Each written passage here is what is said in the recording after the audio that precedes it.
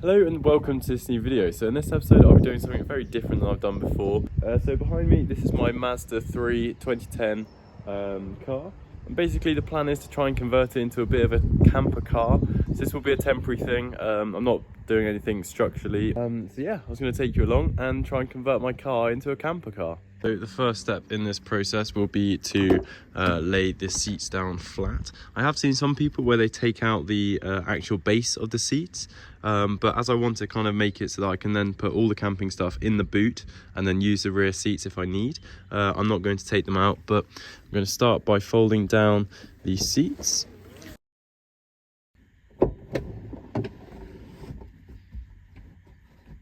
This is essentially what it looks like now. I've still got the parcel shelf in, and that is actually for a reason. Last time me and my girlfriend realised that it's a perfect opportunity to, when the bedding is here, you can then use it first of all as a storage shelf, but also you can put like a laptop on it and keep your water, as when everything's set up there isn't actually much space for almost like a table. So yeah, we really enjoyed having the parcel shelf in, and there's definitely enough space for your legs and any other thing else you want underneath there. Okay, so as I just mentioned, there's a bit of about 10cm gap between the base of the boot and the back of the seats. So the plan is to try and pad that out.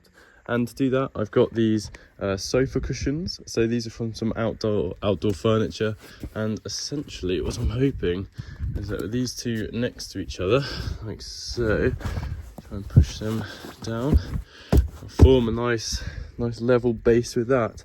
The seats are a bit of an incline because of the headrests and the fact that I kept the base on, but I'm not too worried about that. So a little update so far. This is what the setup looks like. I've got the seats down with the sofa cushions in the back, and I've also just packed out this space here with the stuff, some camping stuff here, jump leads, first aid kit, and then some more camping bits I just keep in the back there.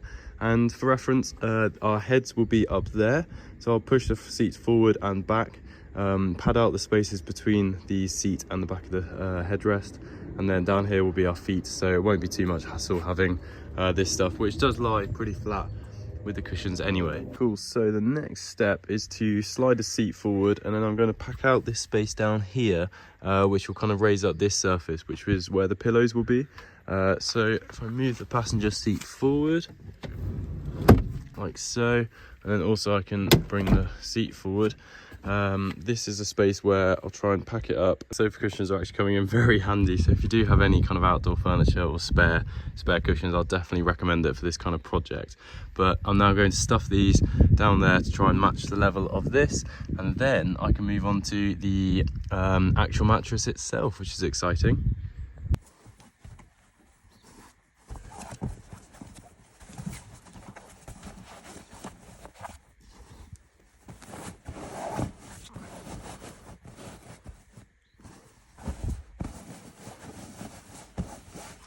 So I have now put the cushions in to pad out the bit between the passenger seat and the back of the headrests, and obviously I won't be doing it to the driver's side right now, because if I was to drive it, I need to be able to get to the seat. But then what I will do is pack the same amount of cushions for the driver's side, so that I can put the driver's seat forward and pad out that bit. Or if I was just going by myself, then I'd probably keep it like this.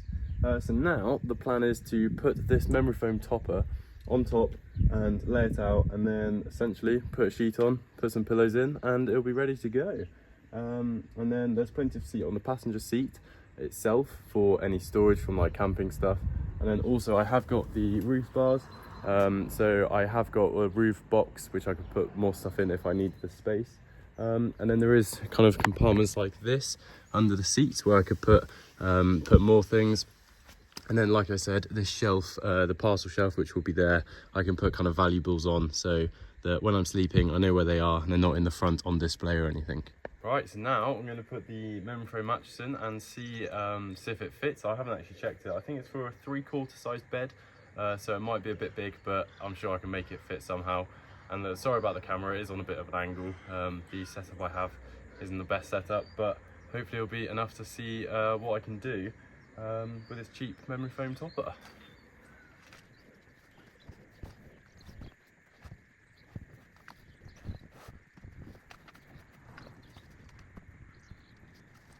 And obviously, as you can see, the driver's seat is back, so it is in the driving position right now.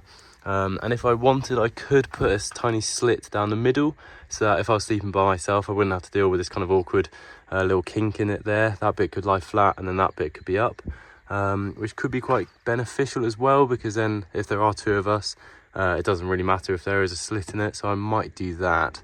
Quick update, I did actually put the slit down the middle and then kind of tucked that excess bit down at the back of the seat, so that now it kind of lays a bit more flat and you can really get the idea of how I can sleep down here, have storage here, or if my girlfriend was with me, put the driver's seat forward, pad out that space, and then that can just be a duplication of what it looks like this side. So I'll now do the sheet and the pillows and show you what it then looks like. Right, so this will probably look hilarious on camera, but I'm going to attempt to kind of show you how big it actually is. So I'm going to lie in there, and then you can see I'm about 6 foot, so you can see how much space I have for my feet, and then also how wide it is for 2 people if you wanted.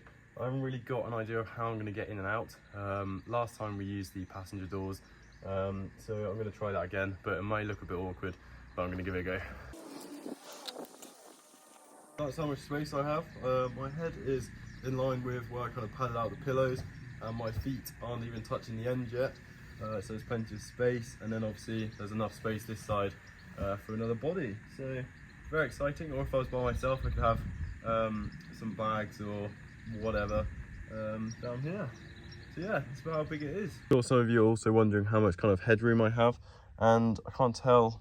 It'll be quite hard to see on camera, I guess, but when I am sitting upwards, I can kind of slouch, and that's about how much headroom I have. You can comfortably kind of lie like this, and there's enough space above your head, but you can't sit up without feeling a bit squished. Putting up some towels around all the windows. Last time we literally used beach towels to kind of wedge them in the door and to block out any light. You could get some like magnetic or suction cup window protectors, which if I do this often, I'll probably invest in some, but the towels worked fine. So I'll kind of show you how I set that up, but it's pretty self-explanatory to how to wedge towels in a door. So yeah, I'll do the pillows as I keep saying and show you what it looks like. I've now put the parcel shelf in and closed the boot, and this is kind of more of what you can expect when it's all set up. So I've got the mattress topper with the sheet and then the duvet on top. So now if I get in, you can see how feet kind of comfortably fit underneath like that. There is quite a lot of turning space if you wanted to lie on your side. Last time I did bang my knee a couple of times trying to roll over, but I'm sure you get used to it. And then you can really imagine how here you could have the laptop or drinks or whatever on there, and yeah, enough space this side for whatever. And then you can jam a towel in the boot, and then the main door here, and in the front you can kind of wedge the towel in the kind of sun visors that hangs down, kind of drapes across the seat here.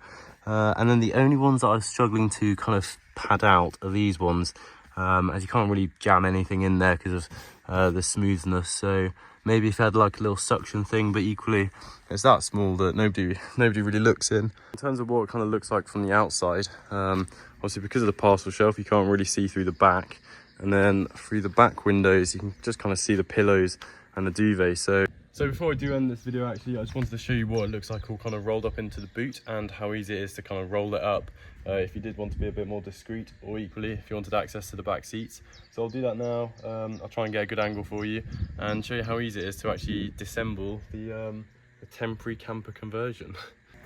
So step one is to take out the parcel shelf. Just clips out both sides, comes out pretty easily. And then what I'm going to do is take the pillows, put them in the back, and then essentially try and just roll this up into the boot like so, and then put the back seats up.